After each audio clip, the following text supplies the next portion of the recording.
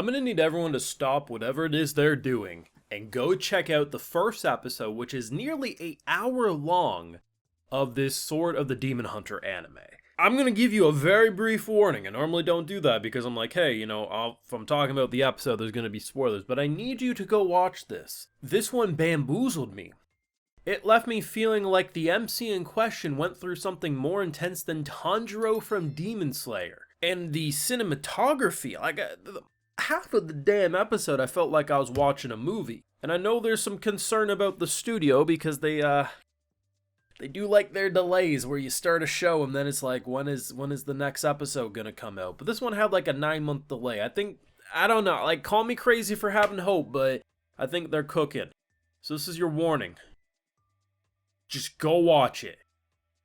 And then come on back. Now, before we jump any further, I do gotta mention, we got a full live reaction over on my Patreon. Want to see my full thoughts, support my work, it's gonna be over there exclusively. I mean, well, I did expect before, it fully wrapped up, that old princess girl here was gonna eat shit. The way they let her rush into our boy's arms, and then her head comes off, and then his sister thing holds it and just dances around. Early into the episode, I've kind of thought to myself that it kind of gave me Demon Slayer vibes, like they were doing the slow burn, some shit was going to hit the fan. I mean, you had a girl who was presented as his sister. I'm questioning the Alabama stuff going on, if it was they were both stepsisters or if she really was a biological sister all along, but demon be damned, she wanted to ride on his lap. But the fact that you had a demon with us, and then you do this massive time skip, like 6, 7, 8 years, and little sis is still as this demon girl. One eye looks demonic, one isn't. The fact that she restricted herself from aging all that time in order to, keep this, innocence, because as much as she loved Jinta, our MC, she, was like, hey, listen, he wants her. So in doing so, I'm going to just, remain as the pure, innocent little sis. And the fact that this demon comes in and doesn't show her a lie, mind you, which normally in a show like this, it would be, misrepresented. And I guess it technically still counts as misrepresented because Jinta didn't know about it. But the idea that, who she always stood aside for because she believed Jinta and her would get together, the fact that she ends up wanting to marry someone else and have his baby, a cheating bitch, as she likes to boldly confirm, it makes her such one hell of a dynamic. And just watching our boy not only lose an arm, granted, does he get it back because of demon blood or whatever? Yes, but still, the whole episode, it has this nice slow burn, the first 30 minutes of it. No action, no, explosive, it's just characterization, slice of life, and feeling impressed by the dialogue, only for it to crash like Truck-kun coming in and saying, no, cheating bitch. I'm like, okay. Craziest thing of all, too, is that we do another time skip by the end of this episode, which is 170 years later. So I assume we're in closer to modern times, is what I'm assuming. But still, I have no idea where this show actually wants to go.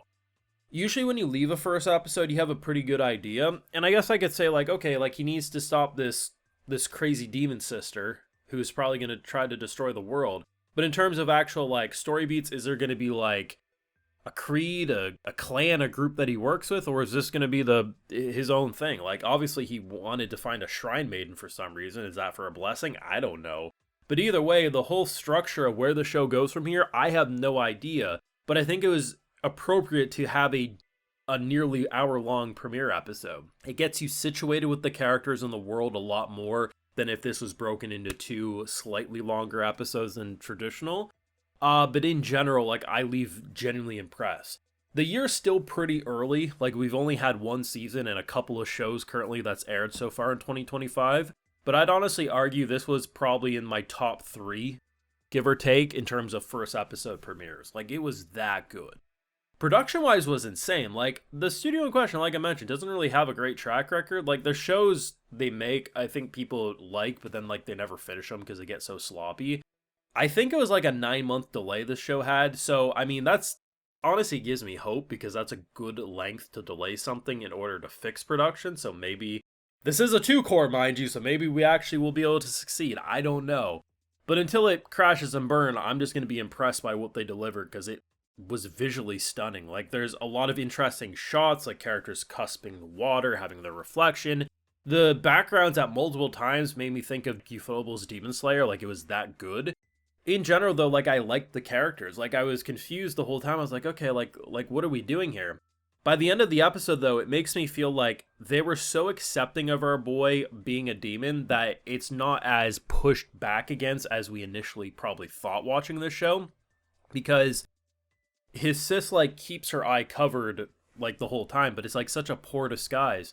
And I thought that was just, like, you know, just sloppy writing, but it seems more like they're just more okay with demons existing. Because, like, for her not to age up alongside Jinta this whole time, if the village chief knew about her and was just like, hey, bro, you're a demon now, I guess that was just more of an accepted thing because she, like, I don't know, I have questions about it, of course. But maybe because she showed, like, no signs of, like, hostility, it was more accepted. I have no damn idea. But either way, the dynamic was great. I honestly found it kind of refreshing that there was no misunderstanding about why two childhood friends, like, yeah, it was like a step-sibling thing going on there, but you know what, is what it is. But, like, they both were honest. It wasn't like, oh, I'm doing this because you didn't love me fast enough. He's like, no, I agree. Go do this. Like, this is my role. I need to do this. I need to protect you like this. This is my purpose. And she's like, okay, bet. This is what you want. And I think because they went so normal with it is such a natural lack of miscommunication. The fact that you add in the demon sister to the mix, that's where you can get things to be messy. We did get a good taste of the action. At one point his cheek gets sliced and it just ruptures, and I'm like, okay, animation, chill. I liked when he initially cut through the demon's arm. It wasn't just a clean slice. He actually, like, it went into, like, the bone and then he, like, forced it through. There's actually weight to the movement and the action in this show, and the VA work was top tier. I mean, you're going to notice a couple of VAs that you're going to be like, oh, yep, I know this role all too well, and they just absolutely nail it. Like, I leave incredibly satisfied. I walked in thinking, oh, it's an extra long episode. Yeah, we'll see. I don't really have expectations of this show, but it sounds like maybe, if anything, it could be a dark horse, a surprising hit, but, like, it was so much more. Like, I walked in like, yeah, maybe it could be a dark horse, but, like, I'm not expecting my jaw to be on the floor, and then my jaw's on the floor. The production is insane so far. Will it keep up? Probably not, but I mean, I'm not going to be a doomer until I see the show in question prove me otherwise.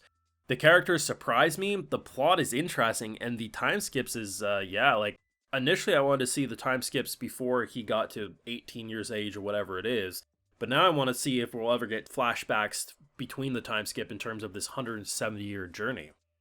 Great stuff. Blown away, to say the least, but that cheating bitch. They were saucy in this episode, Jesus. Let me know your thoughts and feelings, whether if you were anticipating this one or you just went into it blind. What the hell did you think? And are you going to peek episode 2 next week? Do let me know. Leave a like if you enjoyed, subscribe if you're new around here. Of course, ring that bell, and like I mentioned, full live reactions over on Patreon. Tell you while you're over there, I'll also give you a video shout out. Alright, so today we got Intamia Gang War, Elmarin, Spectre, Espec Delapin, Yadel Rodriguez, and we also have Cell. So I appreciate the support, everyone. Please take care. You all have a good one.